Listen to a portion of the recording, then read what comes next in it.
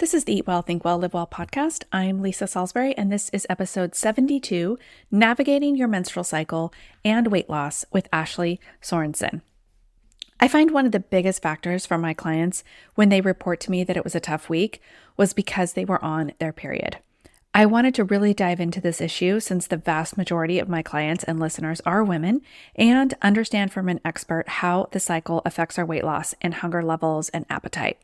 Ashlee Sorensen is a certified menstrual and hormone coach and is here with me on today's episode to give us an overview of our cycles.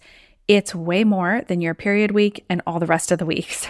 You'll understand much more about your emotions and honestly just yourself after listening to this episode. Women are cyclical in nature, and getting in tune with that is going to help you, even if you've been menstruating for decades and thinking you're probably about done with it. Stay tuned to the end because I will also let you know about a bonus clip that Ashlee and I recorded just about your teen daughters. So get that information at the end of the episode. Welcome to Eat Well, Think Well, Live Well, the podcast for women who want to lose weight but are tired of counting and calculating all the food. I'm your host, Lisa Salisbury. I'm a certified health and weight loss coach and life coach, and most importantly, a recovered chronic dieter. I'll teach you to figure out why you are eating when you aren't hungry instead of worrying so much about what you are eating.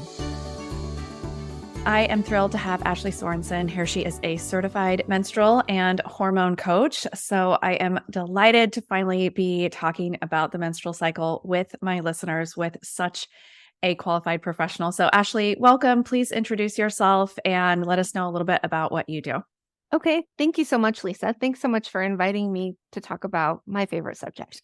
And that is the menstrual cycle and hormones. So yes, I am a menstrual and hormone coach. I have certified in functional nutrition. So really using our nutrition to help our bodies heal. And in this case, particularly, we're using nutrition to support our hormones. I have always had problems with my hormones. I struggled with painful periods, really bad PMS. And so it's always been kind of like the forefront of my life. And I just found that, I'm 43 years old and I've never really had the support that I have longed for throughout my life. It's always been like, here's the birth control pill, take that, it'll regulate, it'll fix things. And it wasn't until I got well into my 30s that I realized that that isn't the case. And I started doing my own research and studying on the topic of women's hormones. And that's really led me to my schooling and now here. So I love what I do. I love helping women, guiding women through understanding their hormones and really learning to kind of decipher or interpret their symptoms, because we look at symptoms as a big problem, as an inconvenience, when really they are there for a reason. And that's to let us know that something is off and that something needs attention. Well, and so many times, especially with all this women's health stuff, we just figure, well, it happens to everyone. And I've said this 1,000 times on the podcast, just because it's common doesn't make it normal. Right. Yep. Amen to that. Like, yeah, everybody is suffering. How sad is that? Right. It's terrible. Yeah. And it's like, I just feel very passionate that God did not create women to suffer. And when we are suffering, then we're not able to really fulfill our purpose and be instruments in God's hands and do the work that we're here to do. And so I want to help women feel their very best so that they can do whatever they feel called to do. Perfect. I love that. Okay, well, let's jump right in. First of all, let's get a little educated about the menstrual cycle. I think most women are fairly familiar with, okay, like I know that like week 1 is when I bleed, but past that, I don't think we're as educated on the 4 exact cycles. It's just like the cycle week and then the non-cycle weeks is how most women, I think, kind of measure it. So tell us about those 4 phases. Okay. So yes, there are 4 phases to the menstrual cycle, and I love to compare them to seasons, like nature seasons. And I'll explain a little bit more about that as I kind of move through the cycle here. So yeah, it kind of starts and ends with the bleed. We begin bleeding the first day that we experience full flow. This is day 1 of our cycle.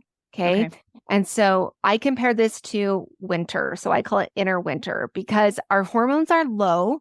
There's not a lot going on as far as like hormones go, right? Like it's as far as our sex hormones go, everything is at its lowest point.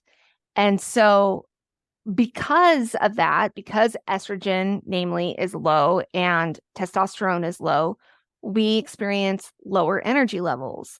We feel more of this introverted energy. We want to be alone. We want to do quiet things. We, want to stay home and be by ourselves or read a book. We don't feel like going out and doing all the things.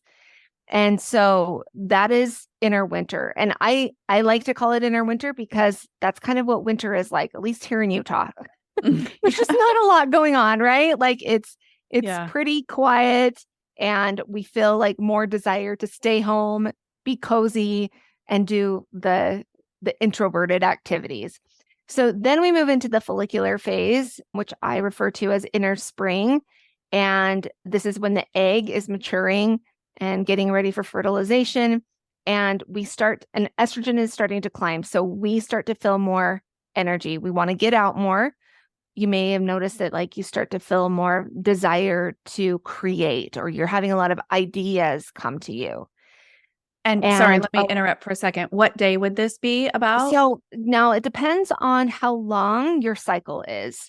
So usually it's days 6 through 11 if you have like a 28-ish day cycle. But this is one of the reasons why it's so important to track, Lisa, because if you don't know, like if you're not tracking your symptoms, you're not going to know what phase of the cycle you're really in. The only one that's really telling is the menstrual phase because you get the bleed, right? Right. Okay. And so we're talking here about like days 7-ish through 13, somewhere around there for inner spring. And estrogen is climbing, it's rising. And so we feel that rising energy come up for us as well. And like I said, the creativity, the motivation, this is a great time. Like if you want to start a new goal, this is a great time to do it because your energy and your motivation are kind of supporting that. And then we come into the ovulation phase. So this is where most women experience the most energy because testosterone peaks during this time as well. And that gives us a lot of energy, a lot of drive. Our libido, usually we get a spike in libido. So we have more desire for intimacy. We have more of that extroverted energy. We want to get out and do stuff, be seen, have fun. It's kind of feels like the natural thing to do. So this is inner summer. Everything is like carefree, easygoing, super fun. You wonder why there was ever a problem at all.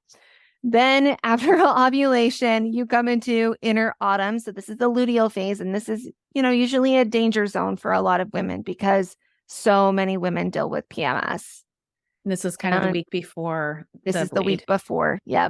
The week before the bleed. And we come into this phase shortly after we ovulate. I like to think of ovulation like a full moon. And as soon as ovulation occurs, that moon starts to get smaller. So when we experience a full moon in nature, like it's not like it's full one day and then it goes to a dark moon the next day, right? Like it's a gradual waning process. And that's kind of how our energy is going to be after ovulation. It's going to slow down. We are going to slow down. Our mood is going to change. Our energy level is going to change. The things that sound fun to do are going to change. And that's all because progesterone, the hormone progesterone, comes on the scene in the luteal phase and estrogen dips down low. And so we feel more of that introverted energy. And then we start right back again with inner winter. Okay, so I thought progesterone was our kind of more of our calming feel-good hormone. Is that correct? So you're saying when it comes on, we're still not, what did you say about? Yeah, so the problem with, yes, progesterone is the calming hormone. It is calming, but the problem arises because we are not living in a way that complements that hormone. So because we have this progesterone that's like calming and it's also a little bit more introverted, kind of like the stay-at-home type of vibe going on, we don't really honor that. We don't live in a world that honors that. So we keep going on business as usual, doing all the things, having a full schedule. And that's when we run into a problem. We're not slowing down our schedule to accommodate for this decline in estrogen, this peak in progesterone. So if a woman comes to me with really bad PMS symptoms, that's the first place we look at is her schedule during the luteal phase, because it's usually some tweaking that needs to happen there that really solves the majority of the problem. Okay, so here's like where my mind is going. Well, how does this even work? Because most people do have a job that's the same every single day. How do we support our minds, our bodies, and all of this in each phase and still be a mom every single day and still be, whatever your work is every single day, whether that's in the home or out of the home, in addition to children. If you don't have children, you're still going to have these phases. Like there's just so many things that we do that are expected, that are the same every single day, that it feels hard to me. Every time I've looked at Ashlee's content, I'm like, I don't know how. Yeah. Yeah. I don't know how to change my things based on the cycle. How do you do that? Yeah. And I think that that's a very fair and valid question because, like I said, we're not living in a world that supports a woman's cyclical nature. We're living in a man's world, for lack of a better term. Like we are. This schedule that we have, it runs on the circadian rhythm, which is perfect for a man. It doesn't honor a woman's fluctuating hormones because that's way too, quote unquote, complex.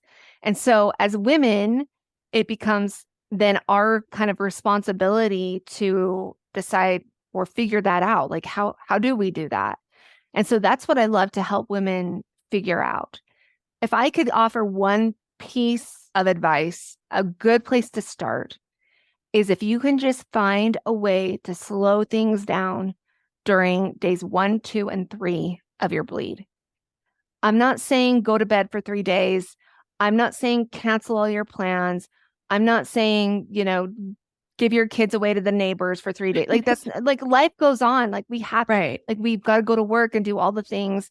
And so how do we do that? We just slow it down a little bit. Just allow more white space in your calendar on days 1 through 3, because your body is calling for rest during that time.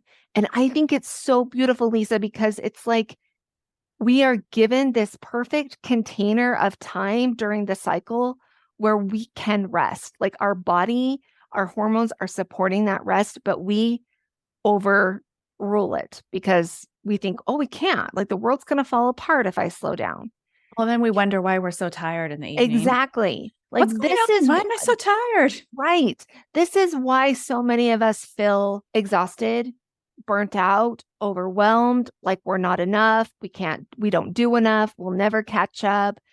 It's honestly because we haven't been taught how to live in a cyclical way, to honor our menstrual cycle. Nobody ever taught us that. Totally agree. And I think it's so unfortunate. Yeah. So if you can just decide, and every woman is different. Every woman has to decide what that looks like for her. How can you slow things down just a little bit? Is it a half an hour in your bedroom, reading a book, laying on the bed? Is it an hour to go for a walk? Like, what is it? And then deciding what that looks like for you, and then delegating if needed, asking for help if needed. But it's not completely wiping your schedule clean. It's not going to bed for 3 days. Like I said, it's just slowing down to allow your energy storage to replenish. I compare it to like an arrow, like you pull back, like a bow and arrow. When you pull, or a slingshot, when you pull back, it's that slow, steady pull that allows for momentum going forward. And so, it propels the arrow further, faster. And that's what we're doing for ourselves, is we're slowing down so that we can preserve energy for the rest of the cycle, so that we can have a really awesome inner summer. If we're rushing and not honoring inner winter and inner spring, we aren't going to experience an inner summer. We're going to be robbed of really like the most fun part of the cycle for a lot of women. And so that would be my first advice, is just how can I slow things down? I'm thinking for like a working woman looking at your calendar and just kind of blocking off, like, these aren't the days for heavy, big meetings. These aren't, Yes. if at all possible, reschedule those things. Just be like, I'm not available for those types of meetings in these days. I can really see how, like, for me, for example, I shouldn't be doing podcast interviews where I need to be like high energy and, interacting. I should block those off on my calendar and plan for more quiet activities in my work. So I don't know what that looks like for, nurses or teachers, other than, is there some amount of like, okay, if we can pre-plan, like for those days, for teachers, like, okay, let's get lesson plans done ahead for those days, or just anything you can do to pre-plan. Would that be Yes. helpful? So yes, absolutely. I mean, like you said, you and I have flexibility with our business, right? We can kind of plan it how we want to do it. When I used to do consultations, I just did not do consultations during certain times of my cycle. Like it didn't feel good. It wasn't fun. I didn't enjoy it. There are times of my cycle when I don't record podcast episodes because, again, it feels really hard. It takes me twice as long. But before I had this business, I worked as a nurse. And when I started to practice menstrual cycle awareness, I was like, what does that look like for me? Mm-hmm. Because, a day in the life of a nurse is nonstop. Like you barely have time to go to the bathroom or eat your lunch. So what does slowing down look like for me working as a nurse, working 10-hour days? And what I found through some trial and error was it was usually a walk around the block. I could usually find time in my day to do that. If it wasn't a walk around the block, I would just go outside, like just step outside of the building and breathe the fresh air. I needed to have that disconnect from the hustle of the clinic, from my patients, from my coworkers, all of these things that were taking so much energy from me. I needed to put some separation between myself and them so that I could kind of replenish my energy storage. And so for me, that's what it looked like. And because during my premenstruum, I felt very irritated. My coworkers drove me nuts, and I wanted to just break down and cry sometimes. I felt so overwhelmed. And so if I just decided, if I can get around the block or I can get outside for a minute, that will do wonders for me.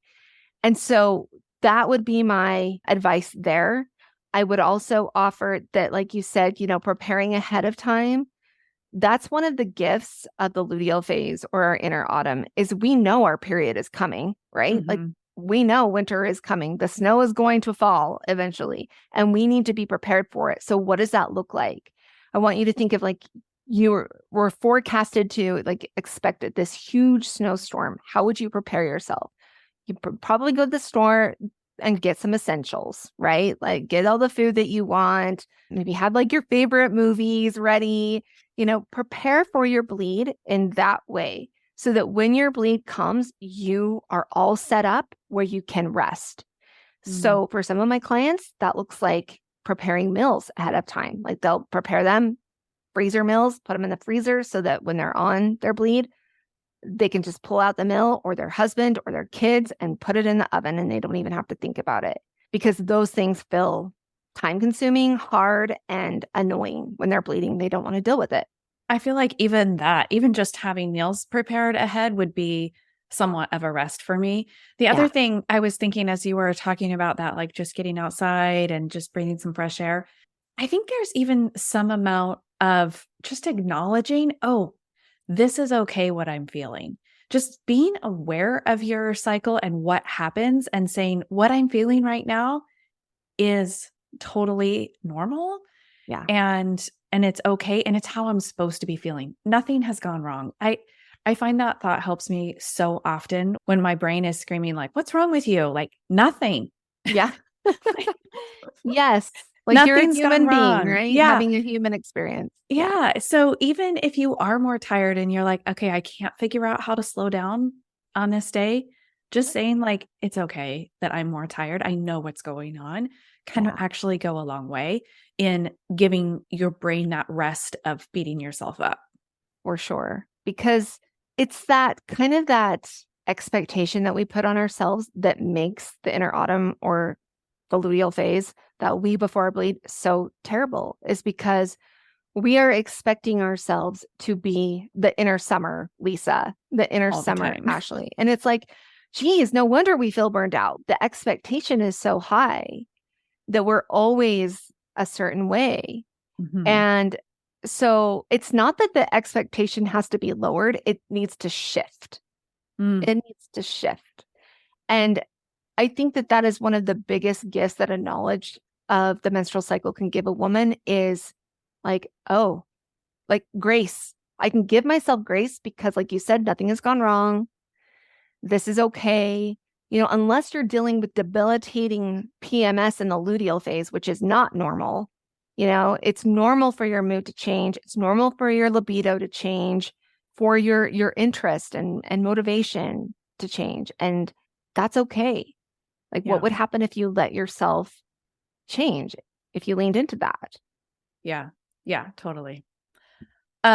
So shifting gears just a little bit, I notice with my clients when we first start a session and I say like, okay, what went well or what were challenges this week, being on their cycle, being on the bleed week is frequently listed as a challenge for my weight loss clients. They tell me like, I couldn't stick to my plan, which of course then they're beating themselves up, or like, I just felt hungry the whole time. And some things that we talk about is like what we just mentioned is preparing, tracking your cycle so that you know when it's coming and preparing a couple of days in advance. And so we have things that we want to be eating, like with our higher brains, that kind of wanting to be eating, right? Sure. Yeah. Not just wanting to eat everything in the house, but with regards to maintaining our weight loss efforts, how does that fit in with the cycle and what do you suggest there? Yeah. Because also this, and I'm adding to the questions here, I think this is also one of the reasons why we don't see consistent weight loss every single week, that it's the Mhm. same for women. I only have one male client right now, but boy, his weight loss is consistent. Yeah. Yeah. Yeah. I believe it. I believe it because their hormones are the same every day. Every day. Yeah. How would So, that be? right. Anyway. So, yeah. And I think that this is such a good question because so many women don't realize, I didn't realize this before I studied the menstrual cycle in depth, and I'm a nurse, like how our insulin changes throughout the menstrual cycle. So, surprise, like nobody's going to be surprised by this, that when we are in that week, when we're in the luteal phase, that week before our bleed comes, we are less sensitive to insulin. So we are not as insulin sensitive. And so we need to be very aware about what we're putting in our mouth and how that's going to affect our blood sugar. Let's review too. When you say we're going to be less insulin sensitive, how does that affect what the body is doing? Like, Okay. basically explain that. I haven't talked a lot about insulin sensitivity lately. Okay. So, yeah. So the way that you eat, like you could eat a meal in the luteal phase and eat that same meal in the follicular phase, and you may get a different reaction. Mm. So, because you're less insulin sensitive in the luteal phase, if you have, let's say, like a baked potato, that can spike your blood sugar higher in the luteal phase than if you were to have that baked potato with the same things on it, the same size potato, the exact same thing in your follicular phase. Okay. And so really you need to shift. You would be smart to kind of play around with food and see how it affects your blood sugar. Again, this is like trial and error. We got to try it and see. There's lots of hacks that you can utilize for stabilizing blood sugar, as far as like going for a walk after you eat, getting some apple cider vinegar before you eat starchy and sweet foods. Those are really good hacks to utilize, especially when you're in the luteal phase and you're not going to be as sensitive to insulin. And so yeah, like food is going to change the way, or our hormones are going to change the way that the hunger that we feel, the way that we eat. Serotonin is something that we reach for a lot when we are in the luteal phase because we're usually feeling a little bit, I don't want to say down, but that introverted energy makes us think that something is wrong. Mm-hmm. So we're kind of looking for something to cheer us up. So we get the chocolate, we get the salty chips. something that's going to give us serotonin. And so one of the ways, like one of my favorite hacks that I love to utilize is drinking brewed cacao. So cacao is like the cocoa bean that you, like I drink CrioBru. And so you just brew it like coffee. It is not caffeinated, but it gives you that serotonin. And interestingly enough, there has been a link between magnesium deficiency and PMS symptoms. And with brewed cacao, it is high in magnesium. And so it can help with PMS symptoms, plus it gives you that little boost of serotonin. And because that magnesium deficiency has been linked to PMS symptoms, I usually tell women to take about 300 milligrams of magnesium every day to support that. But I think it's just really good to know kind of what to expect. Like, I know that my hunger is going to be different next week.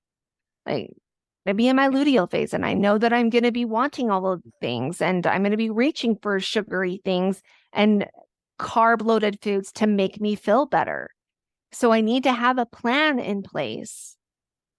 I need to utilize some of these hacks, learn some of them, utilize them, get my happiness chemicals from other things besides food, and support myself, support my body with stable blood sugar. And that means no skipping meals, no intermittent fasting during the luteal phase. It's so, so important that we're eating 3 balanced meals every single day when we're in the luteal phase. Some women are like, but I'm not hungry. But then they're eating all the things, right? And so like they're reaching for granola bars and it's the M&Ms. Snacking all day, the grazing and stuff that happens during this cycle. Yeah. And I have clients tell me like, I don't know, it was just like a hungry day. I just felt like hungry all day. And I'm like, okay, so did you ever sit down like at a table with a plate and eat a whole meal? And it's typically no, because they end up like a little bit hungry and then a little bit full because they're just like snacky all day. Yeah. Yeah. And snacking is one of the worst things that you can do for your blood sugar. Yeah. Because it never gets your blood sugar back to baseline. And so it's just constantly going up. You're on the roller coaster all day long, and it's really hard to get off of that once you're on it.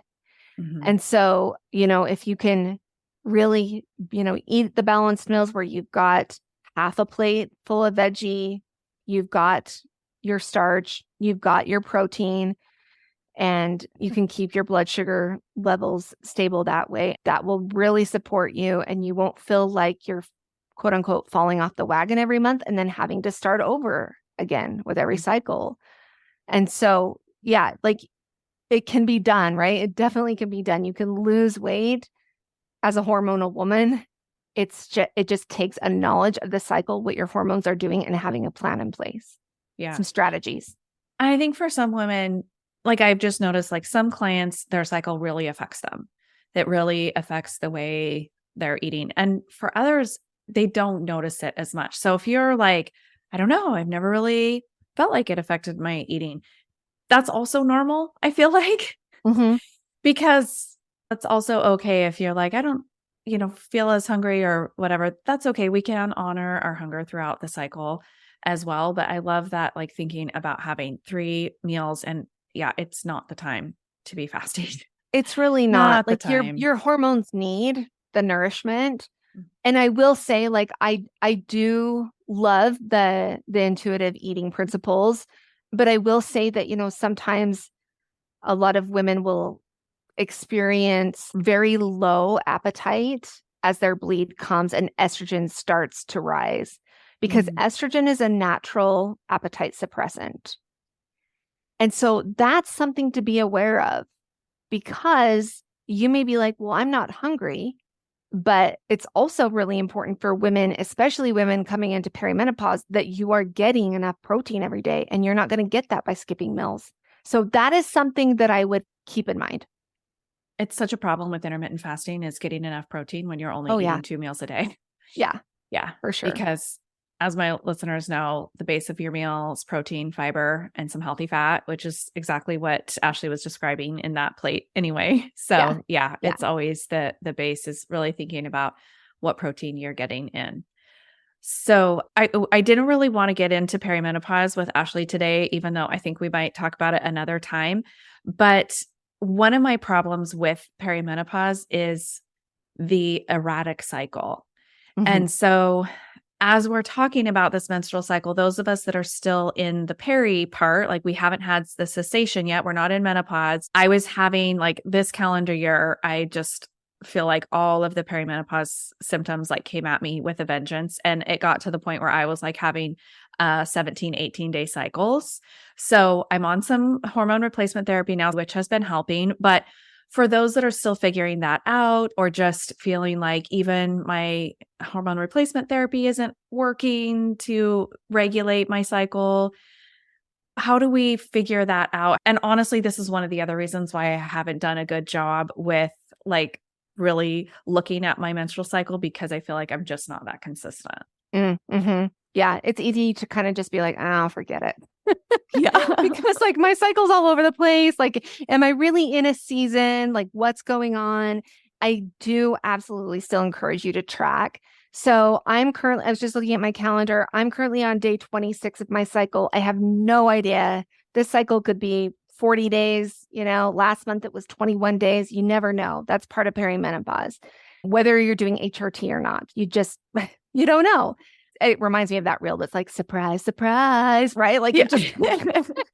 Totally. Here I am, the most inconvenient times. But I still think that it's really, really smart to track where you are and track your symptoms, because I do still see patterns in my own schedule or my own cycle, and my clients do as well. I think that, I track myself like in the seasons, and then after day 28, I kind of consider myself like in the void.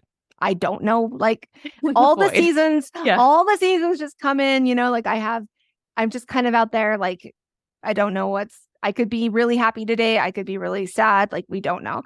And so perimenopause has been a really big lesson in self-compassion for me.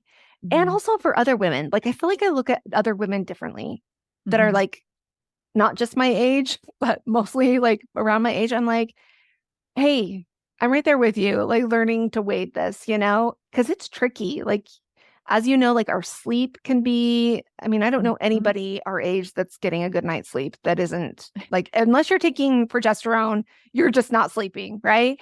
And so I think that it's been a really good lesson for me to learn how to just, you know what, Ashlee, it's okay. It's okay if you did less today than you had hoped. It's okay if you don't check off every dang thing off the list.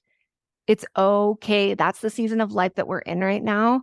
And you've never been here before. So of course you don't know all the ins and outs of it, but I'm learning, and I've just decided ahead of time that I'm going to love my body through this process, because it does me no good to be mad at it and resentful toward it.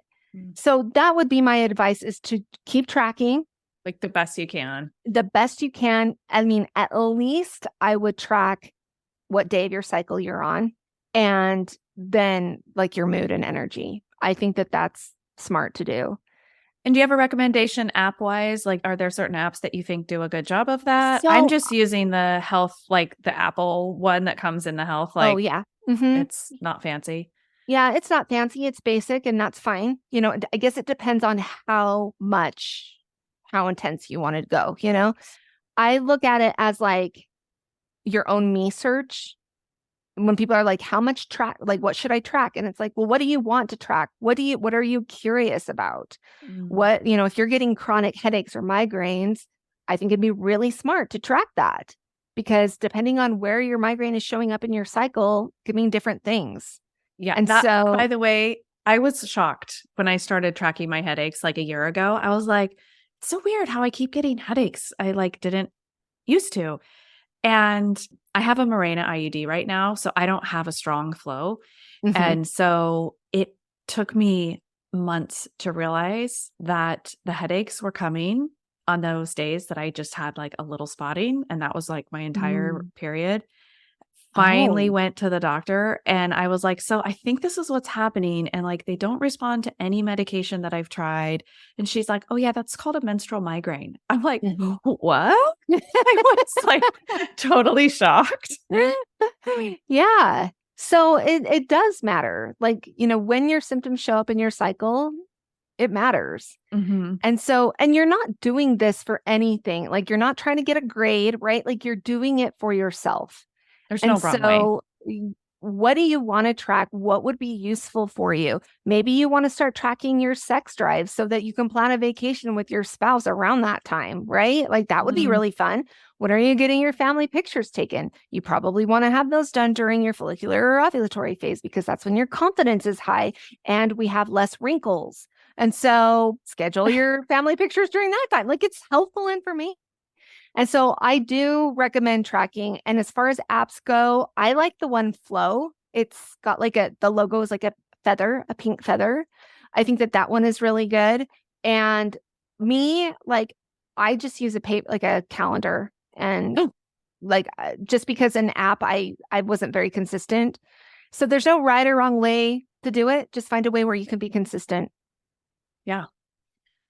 Which is the same with all of the other tracking we do with food and exercise and all the things you're trying to figure out. So good. Okay. Well, this has been so informative. Is there anything else that we've missed on the menstrual cycle that you would like to share for my clients and listeners? Oh man, there's so much that I could share about it. Okay.